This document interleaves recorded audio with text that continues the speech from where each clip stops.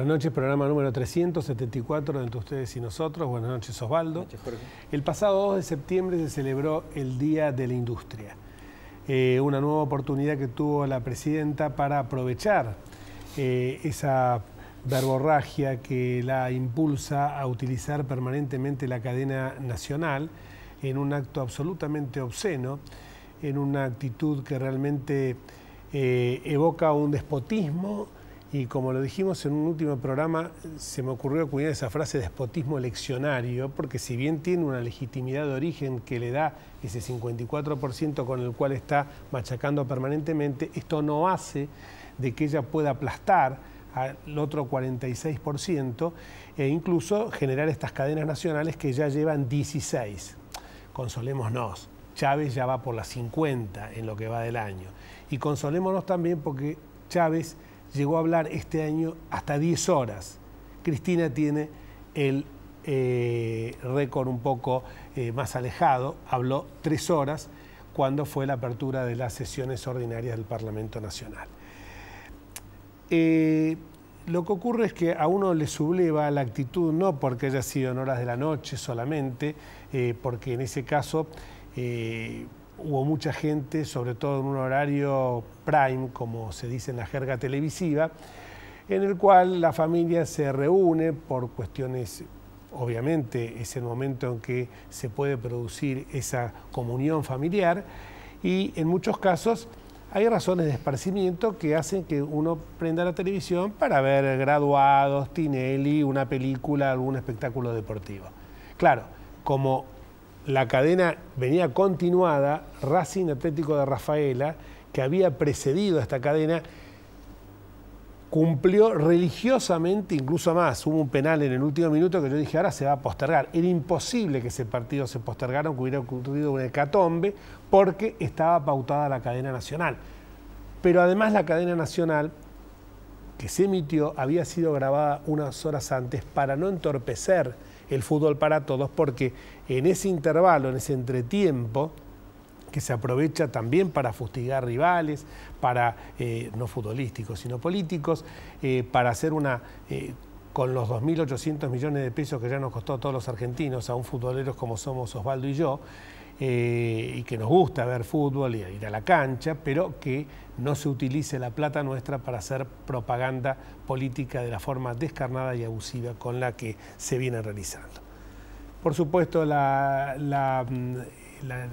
charla, el monólogo de Cristina fue como siempre, deshilachado, desilvanado, con falacias permanentes, absolutamente autorreferencial, como evocando siempre pensaba yo en ese momento en la épica del kirchnerismo y decía, parecían las novelas de caballería que harían empalidecer a algunos de los que escribieron esas famosas novelas, como Miguel de Cervantes Saavedra, por ejemplo, por citar la más exitosa de todas, como que con ese criterio adanístico de la historia, todo empezó en el 2003 y todo va a terminar cuando se vayan ellos, según su forma de ver este momento histórico de la Argentina.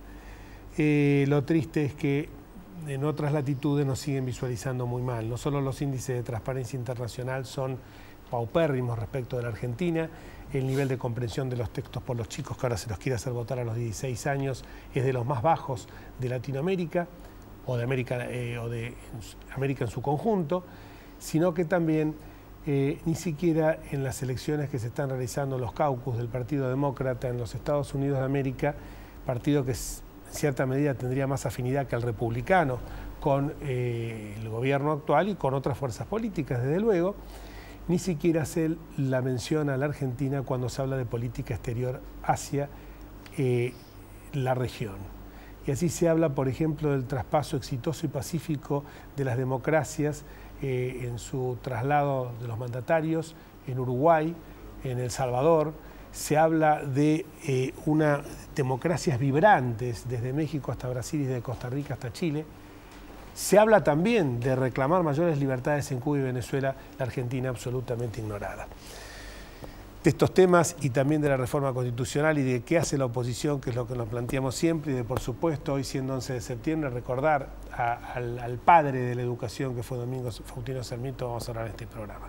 Muchísimas gracias, Oscar Aguad, nuestro invitado de hoy, por haber venido a nuestro programa. Y la primera pregunta es, frente a todo este cuadro que uno ve de un más estatismo pero menos Estado, de un Estado bobo, de un Estado amorfo, ¿cómo ves vos, como hombre del radicalismo, esta situación?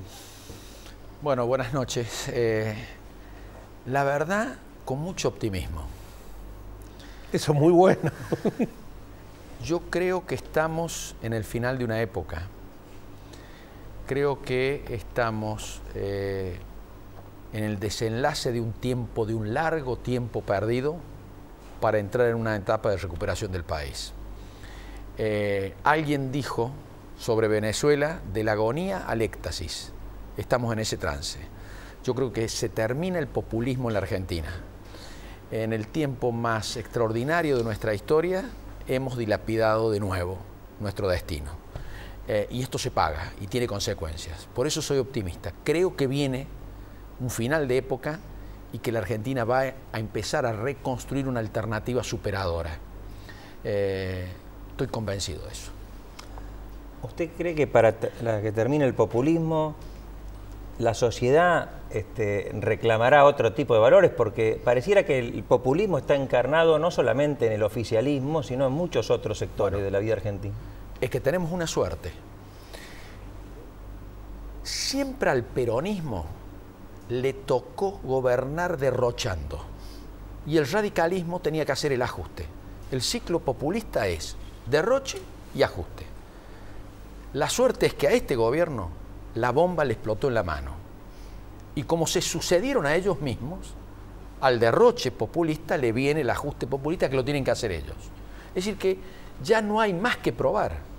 El populismo, para que la gente lo entienda, es la política de corto plazo que utiliza el poder del Estado para captar adhesiones y perpetuarse en el poder.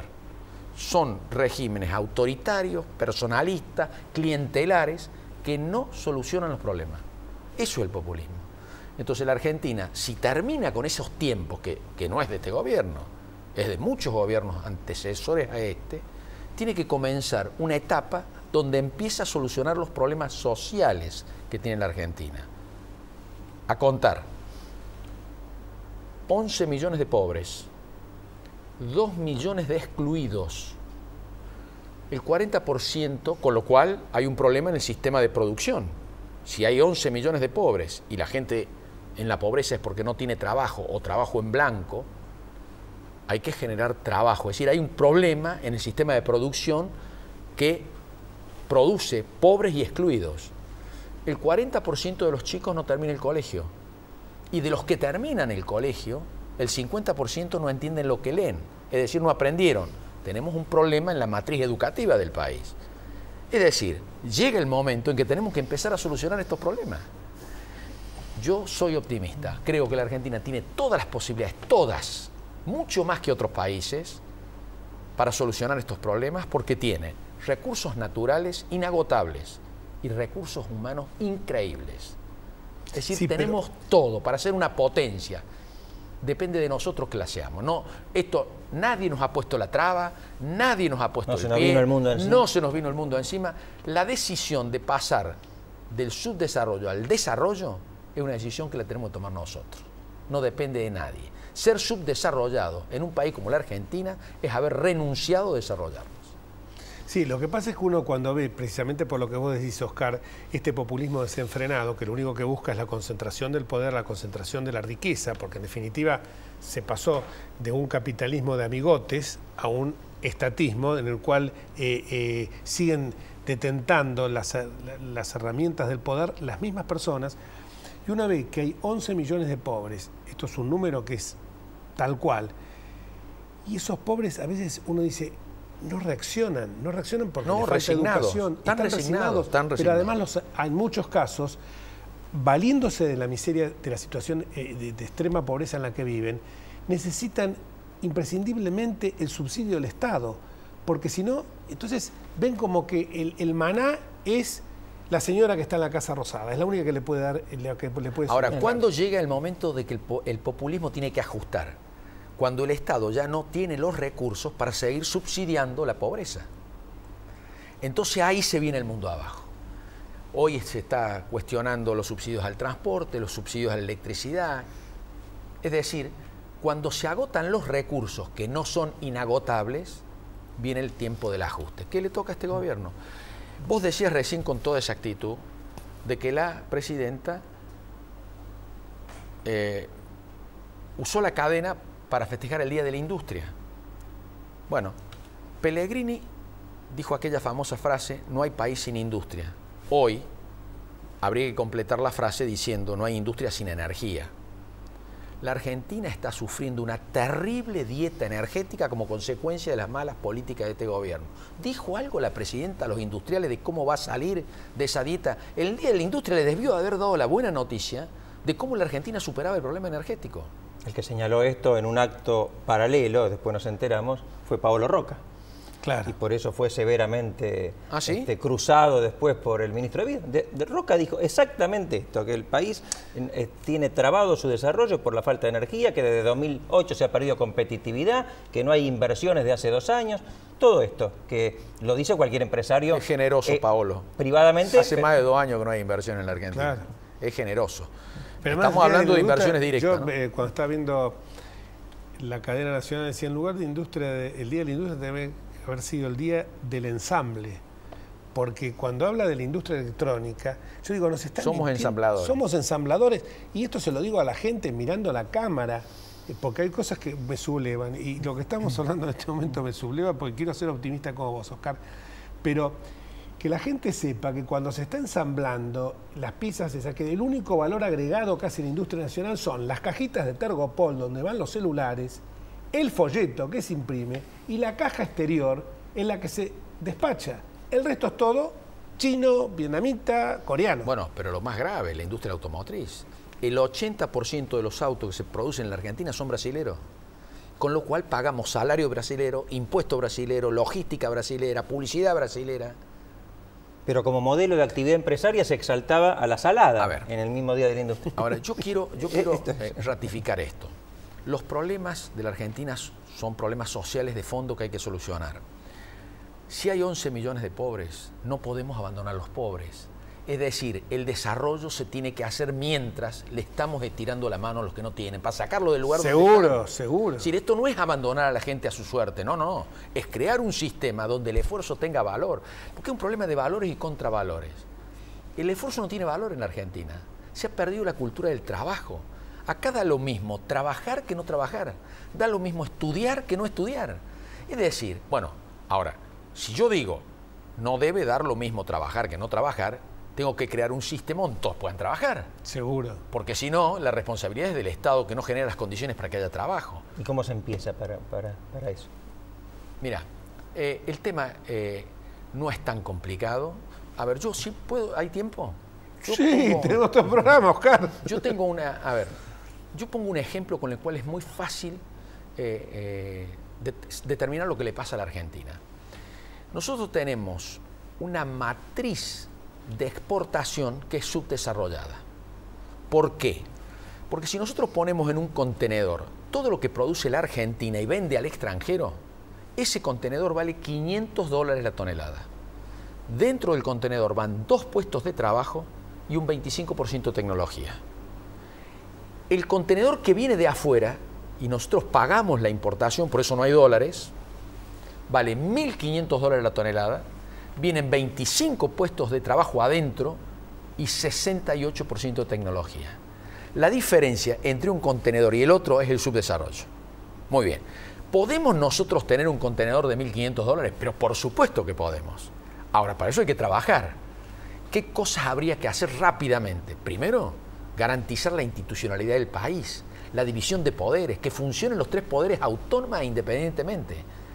¿Esto por sí solo arregla los problemas? No, pero genera confianza que finalmente va a generar la solución de los problemas, que es la atracción de las inversiones directas de riesgo, tanto domésticas como extranjeras. Necesitamos acelerar un proceso de industrialización urgente en la Argentina. No es campo versus industria, es campo e industria, la integración del aparato productivo del país. Pero para eso hay que fomentar. El Estado no tiene recursos para hacer eso. Tiene que fomentar las inversiones extranjeras directas y tiene que fomentar las inversiones internas. Y además fomentar el crédito. Pero pareciera que se está profundizando el camino completamente inverso. Y el otro tema que hay que arreglar, absolutamente. Y el otro tema que hay que arreglar es el problema energético. El problema energético es más grave que la deuda externa. La deuda externa al lado de la energía no es nada. El problema es la falta de energía en la Argentina. Tenemos energía, ¿y por qué no la sacamos? No tenemos capitales para sacarlo. Bueno, las pésimas políticas aplicadas por el gobierno, esto sí, kirchnerista nos ha dejado sin autoabastecimiento de gas y petróleo. Este año la cuenta energética del país son unos 10.000 millones de dólares. Ya se está avisorando que para el año que viene, porque esto se duplica exponencialmente año a año, es de 14, 15.000 millones la cuenta energética del país. El pobre Galucio, que quiere hacer magia para atraer inversiones, en un acto de voluntarismo increíble, ha dicho que necesita YPF, que es el 30% del mercado energético argentino, 37.000 millones de dólares en 5 años, y que los va a poner YPF. ¿Dónde lo va a sacar? YPF. Los acusamos a Repsol de que ganaban 1.000 millones por año, y quiere invertir 37.000. Con el crédito internacional cortado. Bueno. Vamos a una pausa.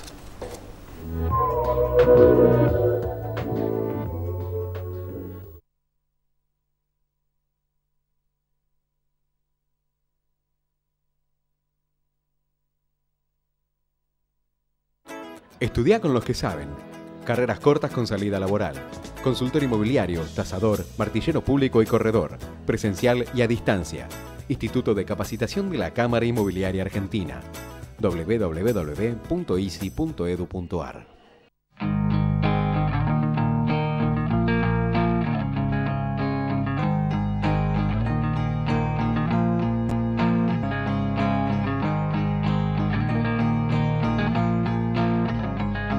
Vos podés ser VIP o ser VIP con Belana. Y eso es ser más VIP. Banca Internet Provincia. Más tiempo en tu vida. Banco Provincia. De tu lado. Sin minerales, no se podrían producir las cosas con las que vivimos todos los días. Entra en unmundodeminerales.com.ar y descubrilo. Cámara Argentina de Empresarios Mineros. Por una minería limpia, segura y sustentable.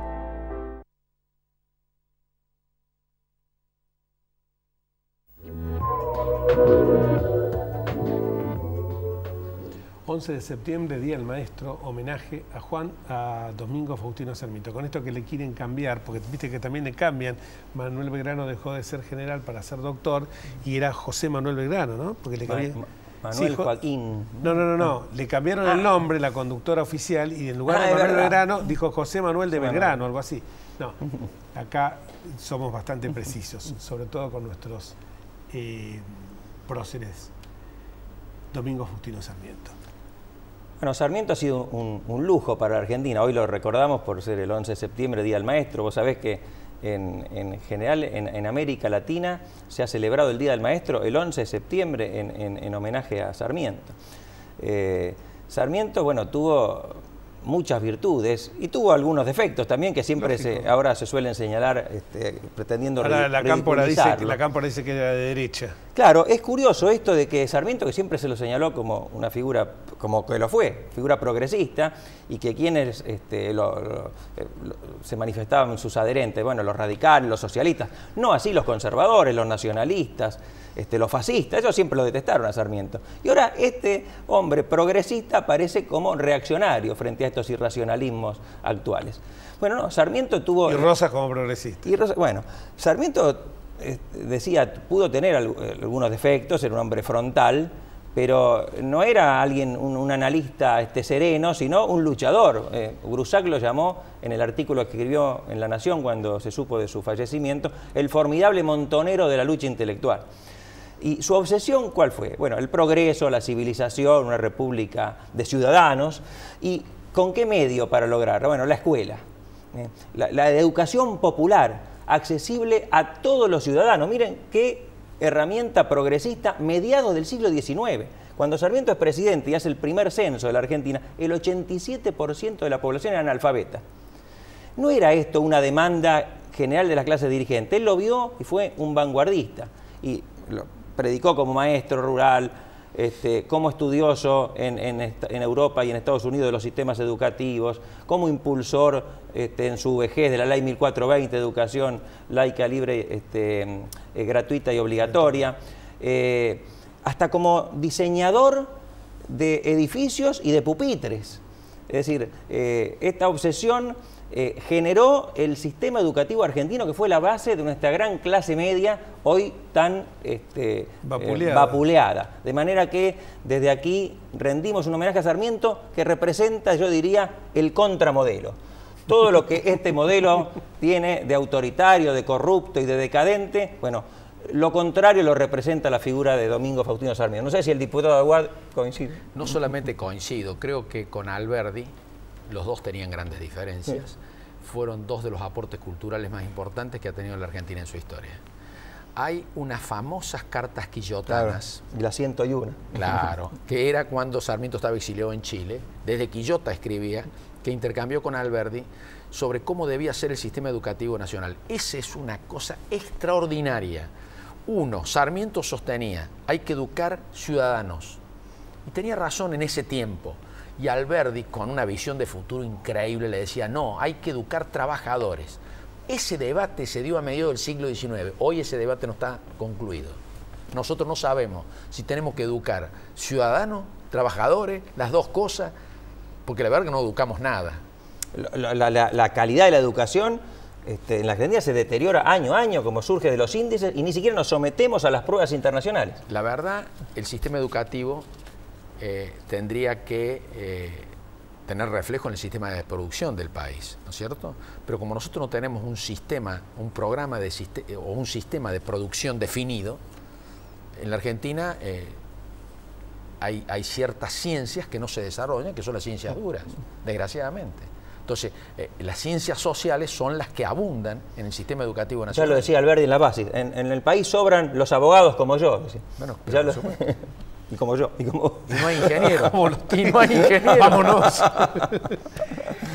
Nosotros habitualmente, por un tema de espacio, no mencionamos los mensajes de los oyentes, pero aprovechando el de los televidentes, aprovechando que hoy está Oscar, una señora Marta Corradini de Ciudad Jardín nos pregunta, ¿por qué no se unen los radicales con otras fuerzas políticas afines? Bueno, yo, y estoy en eso, yo creo que tenemos... Y te agrego algo, el día de la Bolsa de Comercio, y lo voy a hacer público, una señora se acercó a Enrique Olivera, que yo fui secretario de su gobierno, de un gobierno excelente, como fue el de él en la Ciudad Autónoma de Buenos Aires, y le dijo, ¿por qué no se junta en la ciudad con el PRO, en la Ciudad de Buenos Aires, ¿no?